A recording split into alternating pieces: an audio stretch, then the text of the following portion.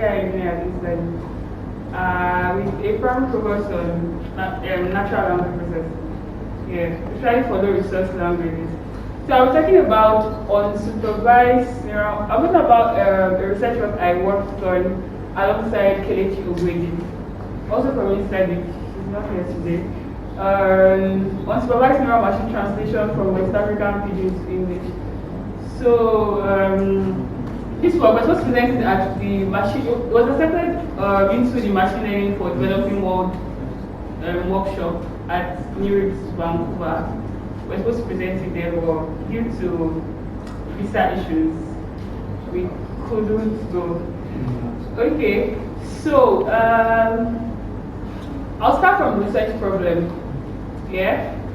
So there are a lot of languages that are spoken in West Africa. Yeah. I mean, in Nigeria, we have like how many tribes? Like over 200 tribes there, and almost every tribe has their own language. Yeah. But then there's one language that is very common. I mean, we have Yoruba, we have Igbo, we have Hausa, we have other languages in Ghana, in wherever, in West Africa. Yeah, but then West African Pidgin English is, like, it's very common. It's spoken by at least 80 million people. Yeah, like, you go to Ghana, they have their own Pidgin. You go to other countries in West Africa, they have their own Pidgin. I mean, we all know Pidgin, yeah. I mean, if I was talking in Vancouver, maybe I would have had to just give like a demo or speak Pidgin, but everybody here knows Pidgin. Yeah, but then why did we decide to work on this? We decided to work on this because like there is no NLP being natural language processing. There's no NLP work on this Pidgin language. I mean, so if you check Google Translate has something on Yoruba, has something on Igbo outside, I think. But then there's nothing on Pidgin, and then we have people that speak Pidgin, yeah? We have people that do not even know how to speak like clear English, but then they speak Pidgin. So my talk will just be around our contributions, like what we did in this one. So we provided the first Pidgin corpus, like the first West African Pidgin corpus. So corpus is like the data set, like for working natural language processing. Then we train cross-lingual word vectors between Pidgin and English, and then we train the first machine translation model between Pidgin and English. So data collection. So West African Pidgin is a low resource language. Low resource languages are languages that have very little or no resource for like NLP work. So for instance, languages like, so if you go like most NLP work here, people usually go to like a source like Wikipedia to like get data. Yeah, but then Wikipedia has nothing on Pidgin. They don't have like anything on Pidgin. Yeah, so those are kind of languages that we call resource languages. There's very little data to like, or sometimes there's even no data at all. So it's not like there's no data, but then there's no should I say structured data on that language. Yeah, so the only available source for like large corpora, being corpus, like your data set here, is news websites. So we scraped a Pidgin news website, and then we had to do like a lot of cleaning, and we were able to obtain a corpus with 56,000 sentences and 32,000 unique words. Yeah, like Pidgin words.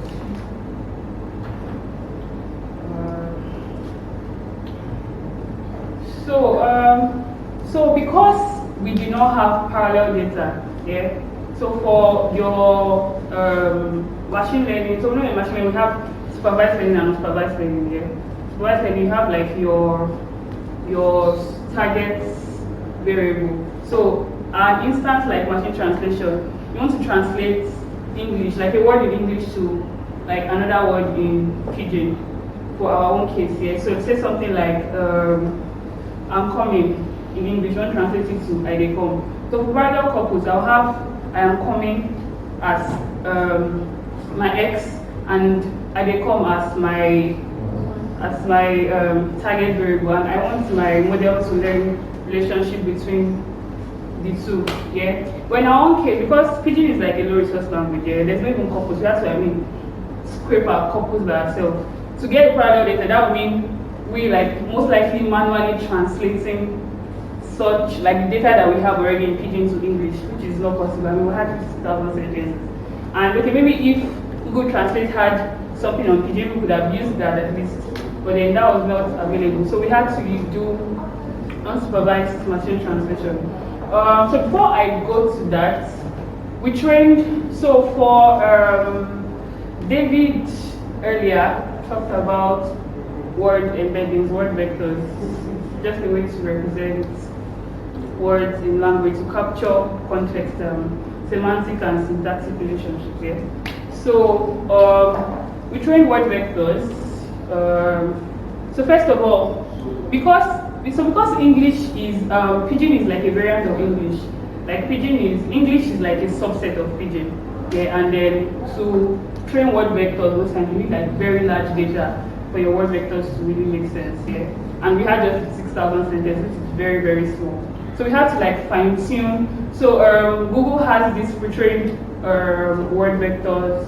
We have like this resource on like pre-trained word vectors there, trained on like I think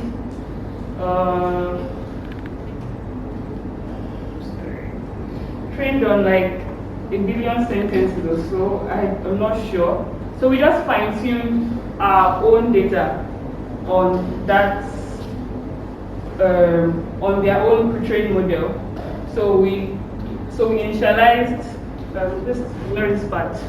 So we initialized like our own Pidgin embeddings with Glob. So Glob is like the pre-trained word embedding, yeah.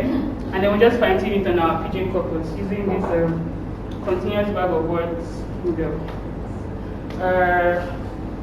So yeah, it's not necessary. Embedding dimension was 300. Yeah. So to train cross-lingual embeddings, yeah. So we have our monolingual word vectors. So we already have Google's Google vectors, yeah, English, and then we have we fine-tuned our own to like derive our own Pidgin vectors, yeah. So to perform unsupervised machine translation, we had to encode these two embeddings in one latent space. So if you know what embedding is here, you can plot your word vectors in space and see how similar or how close similar words are depending on your text corpus. Yeah. So imagine we have one on English, like a separate latent space for English word vectors and a separate one for Pidgin word vectors. What we wanted to do was encode these two embeddings in the same latent space, such that words that are similar. So let's say, for example, words that or translation of words in like both languages would occur in the same, will occur close to each other in that same latent space. Yeah, I'll touch that. So it's just like you have your Pidgin word vector as like your X variable, and then your English word vector as your Y, and then you just want to map them. You use like an orthogonal matrix to like transform your vector from your English vector from one space to your Pidgin vector space. Yeah. So after that. So to do that, like there are different methods. So we use like a supervised method where you just so we had to script like a bilingual lexicon. That's like a dictionary of like of 1,000 word pairs. So that's like a dictionary of Pidgin and English words. That's what we used to transform the both vector spaces. So then we performed unsupervised neural machine translation. Yeah, this is quite technical. So we use this transformer model from Google. Yeah, it's we used for encoder and for decoder layers. I'll just go through what we did. So for each training step, we perform the following. Discriminator trainings predicts a sentence encoding like in irrespective of the language. So it's just train a neural network to be able to predict the language of an encoded sentence. So if I encode like a sentence in Pidgin nouns, my models will be able to predict that, okay, this is Pidgin or this is English, yeah? Then also the denoising autoencoder training, which acts as like a language model. So that was just basically training like a model to like learn patterns in like our data, like in both data, to learn patterns for reconstruction, whereby you cannot distinguish like the latent space of whichever language you have. Then on the fly back translation. So that's just from the denoising autoencoder that helps for reconstruction. Reconstruction is just you have a sentence in English and then you translate it to Pidgin, and then you want to be able to reconstruct that original sentence that you were able to translate. Do you understand? Yeah. So that was, yeah, I didn't add our results here.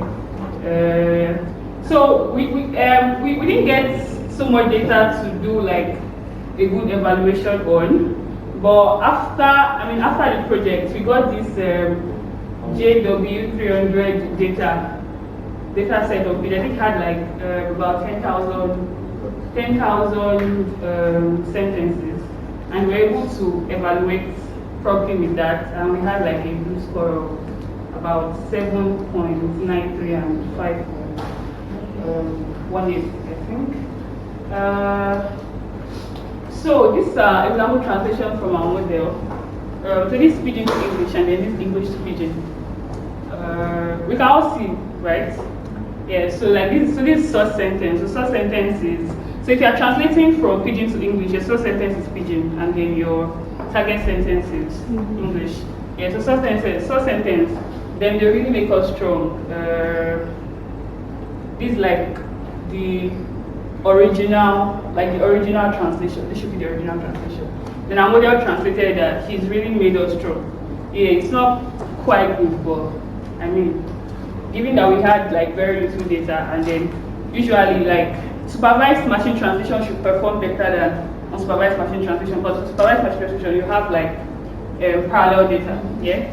So this is another example. What do we do to get better results when we did preach for open place? So this is like the correct translation, but then our model predicted what could we do to get better results when we preach in open place.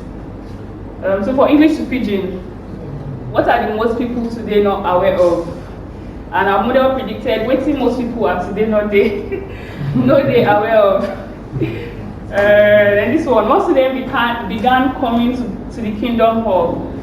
Our model predicted one student will begin they come the Kingdom Hall. Quite good, right? Not bad, I mean, tried. Yeah. Okay, yeah, so yeah. So that's basically all we did for this project. In conclusion, I mean, this is basically what I've said. We presented like the first NLP work on Pidgin, like Pidgin English, yeah, and we provided like the first corpus. We trained the first Pidgin word vectors, and then first Pidgin cross-lingual embeddings, and then we trained the first machine translation model. Also, so we have a paper, like a small paper that we submitted as part of the proceedings for the ML4D workshop with NERIPS. So if you want to like check it, I'll share the slides. You could just go through the paper later. Yeah, I think, yeah, that's all.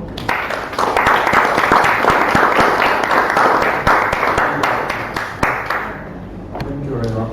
I'm not running now. So, Yeah. do we have questions? Do you have questions for that? Okay. Is there anywhere this model is deployed so someone can play around like real time? Like we deploy it, like no, not yet. Yeah, but we have like trained, already trained models for our work. Yeah, if you want to access it. But then we didn't deploy it on like every website or any app. Yeah, maybe if we like get like a better model. Any other question? Bombard her now. Or when she's teaching in class, I used to see a lot of hands up. I can't shine. Okay, thank you very much. Okay. Yeah. Well done, nice talk. And please, what's your plan on trying to improve your model, trying to get more accuracy in the translation? Okay, so it's just most likely getting more data. But like I said before, supervised translation will work better than unsupervised translation. Okay? So if we get more data, we will be able to perform like supervised machine translation from English to English, and then we'll have like a better accuracy.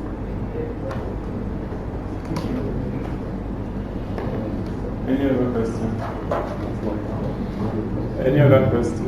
If you want like a link to the corpus or the data, the word vectors, and you can just talk to me. I should have added to the slide there, but they can just talk to me. Yeah. Any other question? Okay. Thank you. Thank you. Okay. So, just like before, when I said we are supposed to go for lunch, right?